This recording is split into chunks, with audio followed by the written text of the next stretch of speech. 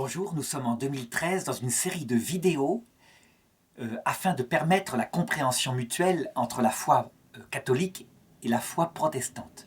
Et je voudrais aborder dans cette vidéo la question de l'Assomption de Marie et de son Immaculée Conception, qui en est un petit peu le corollaire.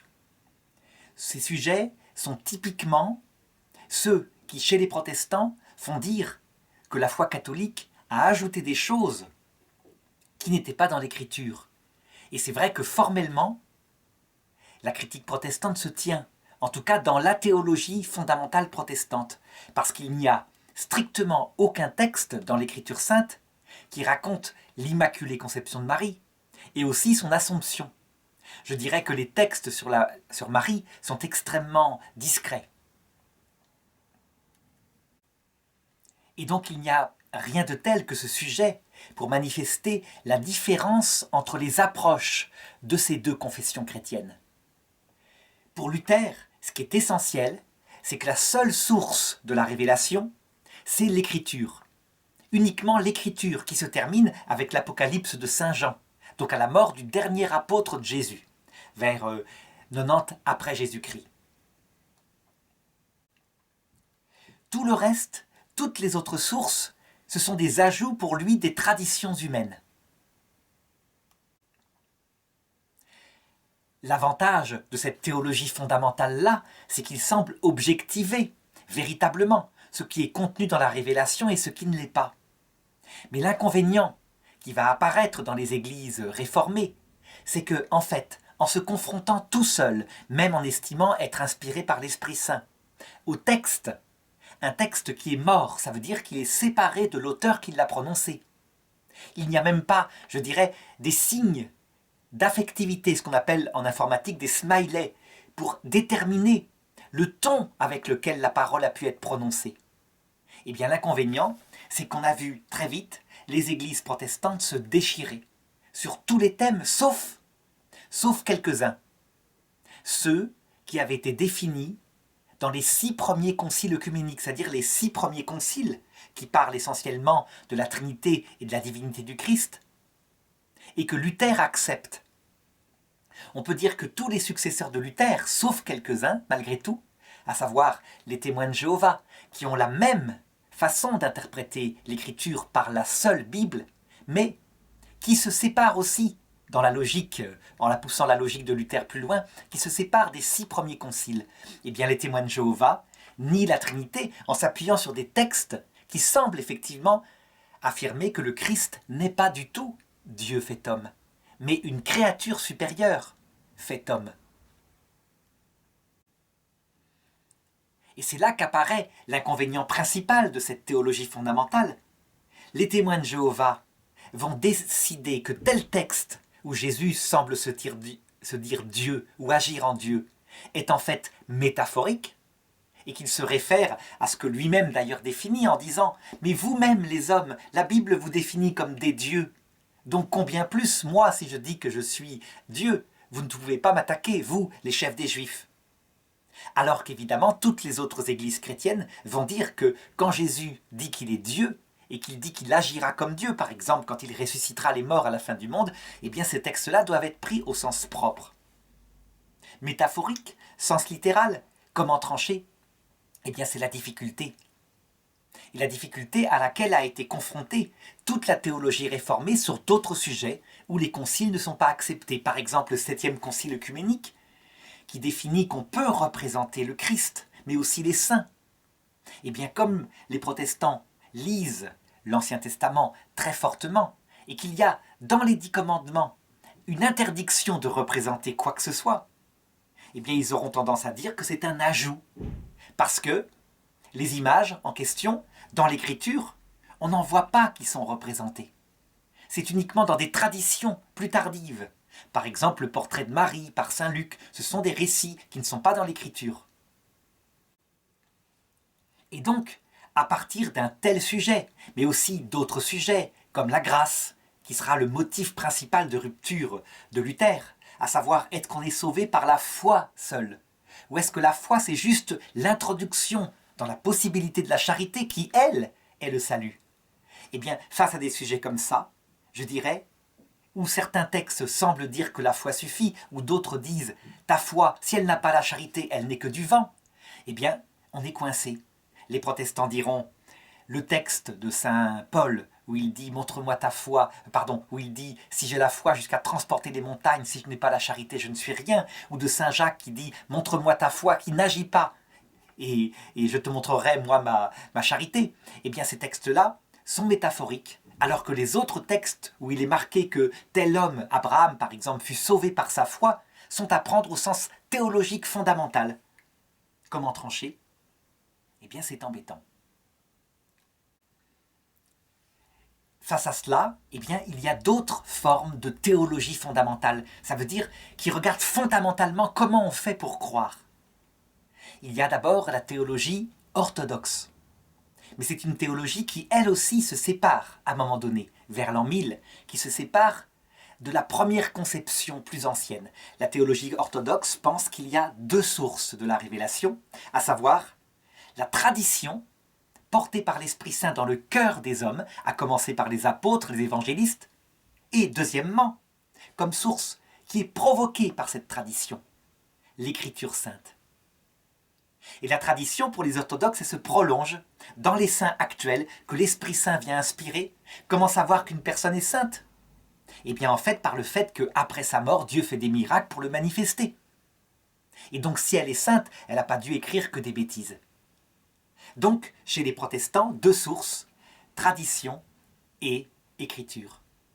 Et là, à ce moment-là, eh bien on voit apparaître la notion ou plutôt la question de l'Immaculée Conception de Marie, mais aussi la question de son Assomption. Ce n'est pas dans l'Écriture, comme je l'ai dit, mais tout de même, il y a quelques petits signes dans l'Écriture, au moins pour l'Immaculée Conception, quand l'ange dit à Marie « Tu es pleine de grâce ». Et donc certains théologiens communs aux orthodoxes et aux catholiques disent « Pleine de grâce », ça veut dire toutes les grâces. La conclusion, ça va être de dire qu'elle a toutes les grâces au plan naturel, elle est à la fois mère, elle est vierge, elle est à la fois mariée et consacrée religieusement. Et la conclusion catholique, ce sera de dire qu'elle a aussi la grâce d'Ève, elle est Immaculée Conception. Mais avec un gros problème théologique, si elle est Immaculée Conception, alors elle n'est pas sauvée par le Christ. Et ça posera des problèmes, si bien que les théologiens catholiques, très longtemps diront « elle ne peut pas être Immaculée Conception, elle est purifiée dès sa conception ou juste après sa conception ». Ça sera la conception de saint Thomas d'Aquin. Eh bien, comme ce débat n'a pas été tranché dans l'Église universelle avant la rupture de l'an 1000, chez les orthodoxes, qui n'ont que la tradition et l'Écriture, eh bien, on en débat encore. Par contre, pour ce qui est de l'Assomption de Marie, eh bien là, les choses se rejoignent chez les catholiques et chez les orthodoxes, parce qu'en fait, il y a véritablement des traditions anciennes, et même, je dirais, apostoliques, des récits qui remontent, qu'on peut faire remonter pratiquement à l'époque des apôtres. Alors certes, les récits les plus connus, c'est ceux de Jean de Thessalonique, qui est un évêque, c'est Saint Jean de Thessalonique, un évêque oriental, qui est canonisé vers le 7e siècle. Mais c'est tout de même tardif. Cependant, Jean de Thessalonique lui-même fait référence à des textes bien plus anciens. Par exemple, le livre du passage de Marie dans l'autre monde, par le pseudo-Méliton de Sardes, qui lui-même fait référence à des manuscrits et à des récits véritablement apostoliques. Le plus ancien, c'est évidemment le récit de la dormition de Marie. C'est un apocryphe, donc ce n'est pas un évangile canonique, qui est traduit en différentes langues et qui est très ancien. Il provient des milieux judéo-chrétiens de Jérusalem et pourrait dater de la fin du second siècle après Jésus-Christ. Donc c'est quelque chose qui est très très proche, je dirais, des événements. Alors tous ces récits racontent à peu près la même chose, à savoir que Saint Jean prit Marie chez lui et s'en occupa. Il devint son prêtre. Il la nourrissait de l'Eucharistie, on peut dire. Et Marie était assoiffée de la présence de son Fils, de la présence du Christ. Et à un moment donné, elle fit comprendre à Saint Jean que son passage vers l'autre monde était proche. Avait-elle eu une apparition, une révélation? On n'en sait rien. Toujours est-il que Saint Jean décida de convoquer tous ceux qui étaient présents dans le secteur, tous les apôtres, parce que l'Église n'était pas encore dispersée. Je dirais, la chute de Jérusalem n'avait pas eu lieu, et donc la dispersion qui se produira après 70, après Jésus-Christ, n'avait pas eu lieu. Et tous se mirent en marche lorsqu'ils eurent le message de Jean pour dire au revoir à celle qu'ils considéraient comme leur mère, celle qui avait été présente au Cénacle lorsque tout était dans la détresse, je dirais, entre la résurrection, entre la mort et la résurrection, et puis en attendant la Pentecôte. Ils se rendirent donc auprès de Marie, et tous l'appelaient leur mère. Et c'est là qu'elle mourut, et on l'enterra dans une belle robe blanche avec des fleurs, et dans un sarcophage de style grec, donc en pierre. Seulement, il manquait quelqu'un. Certains manuscrits disent que c'était Barthélemy, d'autres que c'était Thomas. Thomas, le fameux apôtre, qui avait dit « Je ne croirai pas tant que je n'aurai pas mis mes doigts dans son côté ». Et lorsqu'il arriva, eh bien, il supplia ses frères qui étaient encore là d'ouvrir le tombeau pour qu'ils puissent voir le visage de la mère une dernière fois. Il faut dire que saint Polycarpe, qui lui-même fut ordonné par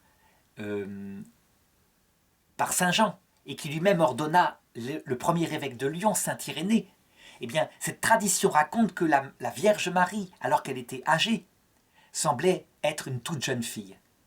Donc on accepta d'ouvrir le tombeau, et on se rendit compte que le tombeau était vide. La robe était là, comme affaissée. Et Thomas, cette fois, vit et il crut. Tout le problème qui se posa chez les orthodoxes, c'était de savoir si Marie était vraiment morte, puis était ressuscitée 3 jours plus tard, ou si Marie était tombée dans un sommeil mystérieux, une sorte d'extase. Et puis, elle était montée avec son corps au ciel 3 jours plus tard. D'où l'hésitation des orthodoxes entre la dormition et la mort, la résurrection. Toutes les traditions, par contre, étant réunies pour dire qu'elle est montée. Elle était montée avec son corps au ciel, d'où la fête de l'Assomption, qui se distingue de l'Ascension parce que Jésus monte lui-même au ciel, il est Dieu. Marie, elle est montée au ciel par la puissance de son Fils qui est Dieu. Eh bien, je dirais que la théologie orthodoxe, ou plutôt la foi orthodoxe, elle en est là. La rupture ayant eu lieu, je dirais, au niveau de l'an 1000, n'ayant plus de lien avec une troisième source qui se trouve uniquement dans l'Église catholique, eh bien, il y a des théologiens qui ont des avis différents. Certains contestent l'Immaculée Conception parce que c'est trop une tradition catholique occidentale. Et donc on sait la vive controverse qu'il y a entre l'Église grecque, l'Église orthodoxe et l'Église catholique. D'autres débattent au sujet, non pas de l'Assomption de Marie, mais plutôt de la façon dont elle est passée dans l'autre monde. Et personne ne peut trancher. Je dirais que tradition, écriture, là il n'y a aucun texte, mais disons tradition et théologien sont là, et il n'y a pas de capacité à conclure. Il n'en est pas de même dans l'Église catholique, et ça permet de comprendre comment fonctionne la théologie fondamentale catholique. La théologie fondamentale catholique, elle a 3 sources pour être certaine de la foi. Donc, comme les orthodoxes, la tradition est première, puisque c'est elle qui a produit l'écriture, tradition des apôtres qui ont écrit plus tard, qui ont d'abord médité les choses dans leur cœur. On le voit bien chez saint Jean, qui écrit dans son vieil âge, et qui met dans son écriture tout ce qu'il a pu comprendre entre-temps. On le voit moins chez saint Luc, qui lui fait récit historique, qui écrit sans doute très vite après la résurrection de Jésus, et qui fait un travail plutôt journalistique, une enquête comme ça. La deuxième source, c'est l'écriture, mais qui est lettre morte, et donc que l'Église catholique, comme les orthodoxes, interprète à partir de la tradition. Mais la tradition, donc ça veut dire l'Esprit Saint qui continue de venir dans les saints, comme l'avait promis Jésus, je vous enverrai un autre paraclet, qui vous expliquera tout ce que je vous avais dit, qui vous rappellera tout ce que je vous avais dit. C'est dans l'Évangile selon saint Jean.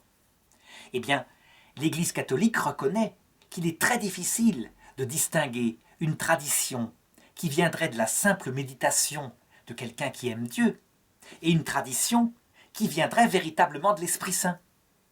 En fait, l'Église catholique reconnaît le problème qu'elle constate partout. Il y a diverses opinions. C'est quelque chose qui, chez les protestants, est source de plusieurs églises qui se séparent, qui ont la même théologie fondamentale mais qui ne sont pas dans la même confession. C'est source chez les orthodoxes de débats théologiques qui ne sont pas tranchés, et c'est source chez les catholiques de débats théologiques qui appellent à un moment donné quelqu'un qui tranche. Et qu'est-ce que dit la théologie fondamentale catholique? Eh bien qu'il y a un charisme qui est fondé par Jésus lui-même, explicitement dans l'Écriture, au point que ce charisme-là, je dirais qu'il n'y a pas de doctrine qui ait plus de texte au sens littéral. C'est le charisme du successeur de Pierre, et de Pierre, le premier pape. Alors, comment dire, comment affirmer pour l'Église catholique qu'il y a un successeur de Pierre qui a le même charisme? Eh bien, l'Église catholique affirme tout simplement parce que du vivant des apôtres, Pierre étant mort martyr, eh bien, un successeur lui a été nommé. De même que pour Judas, qui avait trahi, un successeur a été nommé du vivant des apôtres, qui prenait la suite. Donc c'est tout simplement quelque chose d'instauré par les apôtres, quelque chose qui est d'ailleurs dans l'Écriture. Et le charisme du pape? Eh bien, il y a des textes explicites que les catholiques affirment comme étant, je dirais, les fondateurs de ce charisme. On voit sans arrêt dans l'Écriture un Simon-Pierre, qui est un homme pécheur avec énormément de défauts, et pourtant Jésus qui sans arrêt lui donne une mission principale.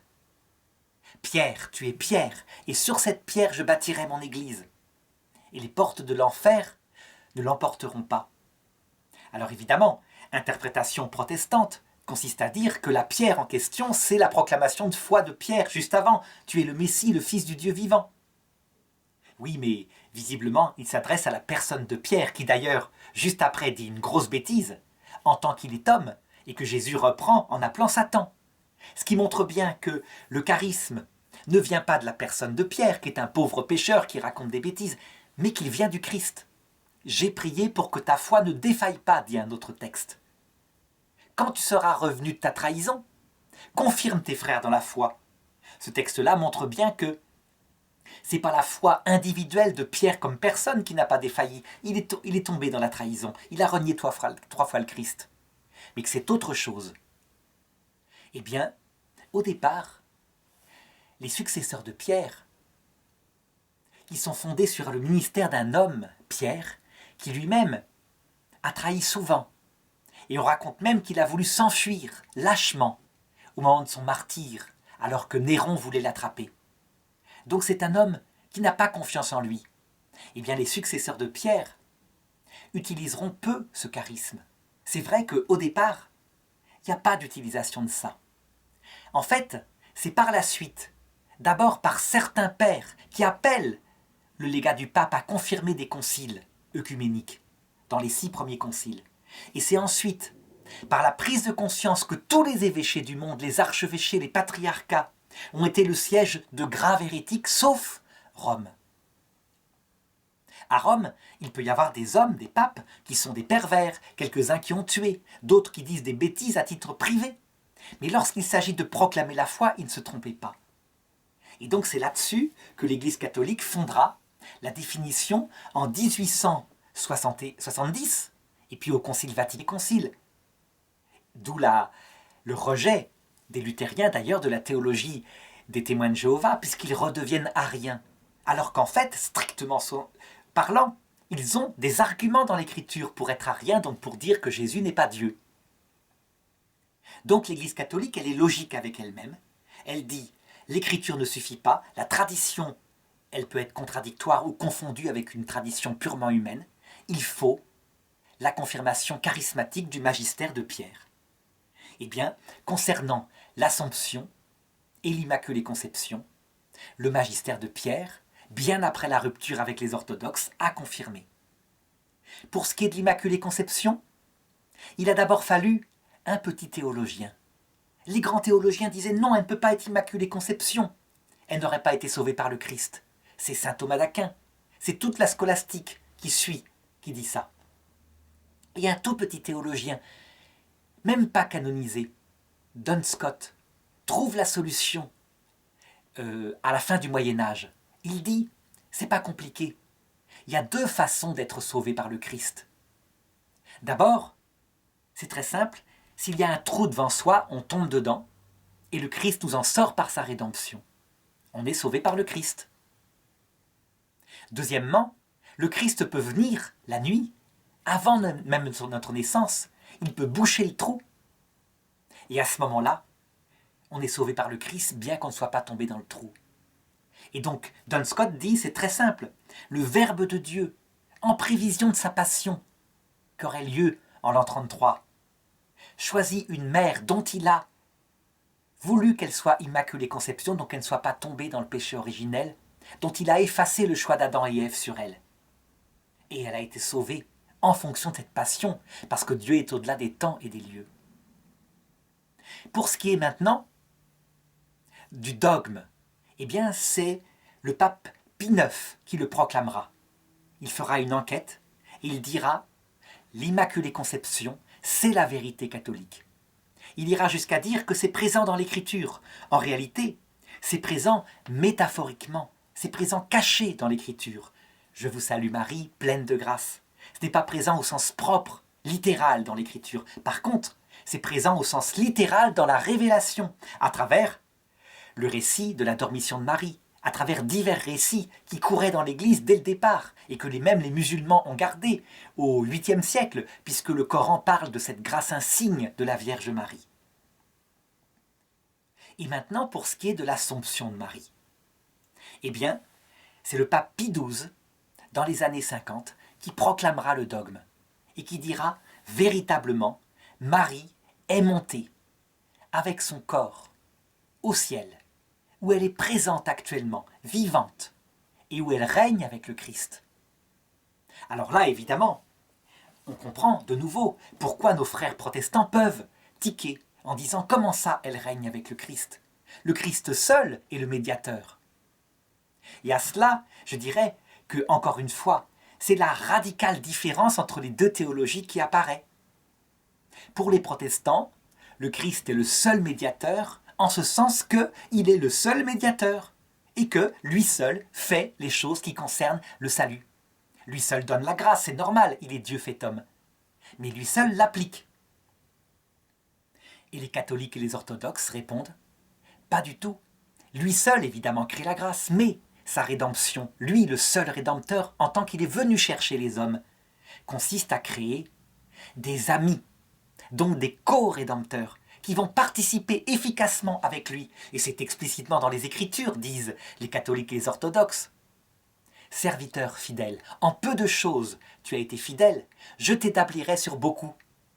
Je t'établirai sur beaucoup, ce qui indique un rôle efficace des saints, les saints du ciel. Donc on le voit, il y a là une logique fondamentale. Pour Luther, puisque le salut se fait par la foi seule, l'homme étant incapable de bien agir, étant radicalement détruit par le péché originel, il n'y aura jamais de collaboration. Et donc le Christ est le seul rédempteur. Pour être sauvé, il suffit de croire et on reste pécheur. Pour les catholiques et les orthodoxes, le Christ vient chercher des hommes, leur communique la grâce qui leur permet d'être des collaborateurs. Et le Christ le dit en disant « Vous ferez des œuvres plus grandes que moi encore, à en stupéfier le monde ». Et ça reste valable au ciel, où les gens qui sont morts sont des vivants, dit explicitement Jésus aux Sadducéens. Et donc, Marie monte au ciel avec son corps, elle devient la reine du ciel. Ça veut dire quoi? Qu'elle règne sur le cœur de Dieu.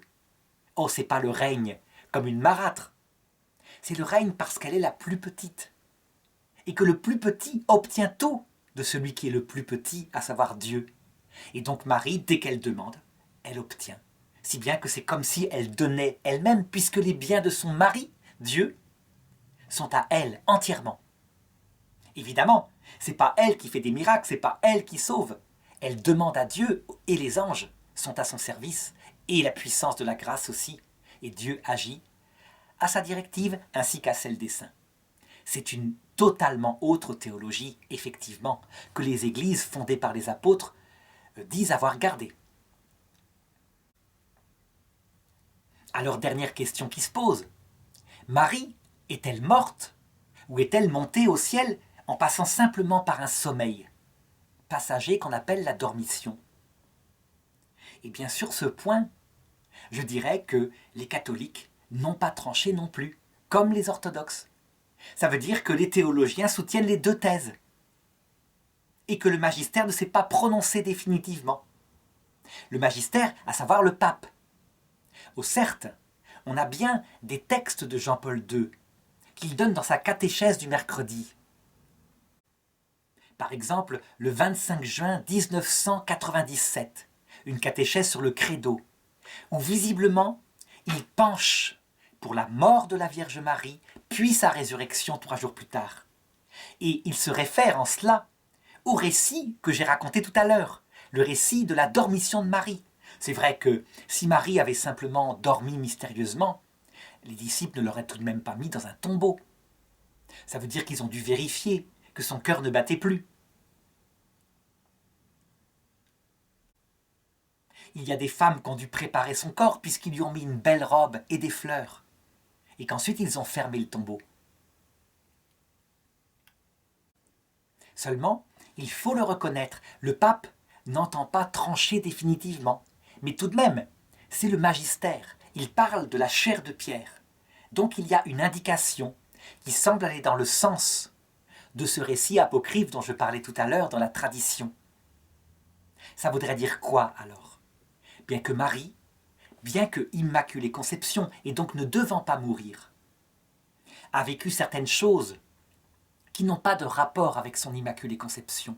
Parce que ce qui différenciait Marie et Ève, c'est que Ève vivait dans un monde paisible, où le mal était absent, sauf évidemment les animaux sauvages qui se mangeaient entre eux. Tandis que Marie, elle est dans le monde des hommes atteints par le péché. Elle voit les crimes, et elle voit son fils mis à mort. Et bien cette souffrance qui lui a transpercé le cœur a été si forte qu'elle a visiblement atteint la puissance de sa grâce originelle et donc hâté sa vieillesse. Peut-être lui a-t-elle donné des cheveux blancs comme on le voit chez certaines personnes qui ont été traumatisées. Dieu aurait pu, normalement, comme il devait le faire pour Adam et Ève, devancer l'usure de ce corps brisé prématurément en venant la chercher par Assomption. Et visiblement, Marie a voulu imiter son fils. Et donc certainement que son corps usé est allé au tombeau. Elle a pris la voie habituelle que prendraient la plupart de ses enfants. Sauf, apparemment, d'après saint Paul, la dernière génération de la terre dont il dit « Nous ne mourrons pas tous, mais nous serons transfigurés. » À ce moment-là, et nous rejoindrons le Christ dans le ciel, où les gens qui étaient déjà avec lui seront ressuscités. C'est un texte qui se trouve dans la première épître aux Corinthiens, au chapitre 15, verset 51 et suivant. Donc voilà, j'espère que cette vidéo qui montre là quelque chose qui est irréconciliable, entre guillemets, entre protestants et catholiques, puisque un protestant qui adhérerait à l'Assomption, à l'Immaculée Conception de Marie, sortirait évidemment de la théologie fondamentale de Luther qui consiste à dire que seule l'Écriture compte. Mais au minimum, cette vidéo sert à manifester la logique de chacune de ces confessions, qui finalement sont au nombre de 3, qui se sont séparées toutes sur des problèmes d'autorité. Écriture seule, Luther, Calvin et les protestants. Écriture et tradition, les orthodoxes. Écriture, tradition et confirmation du magistère, les catholiques.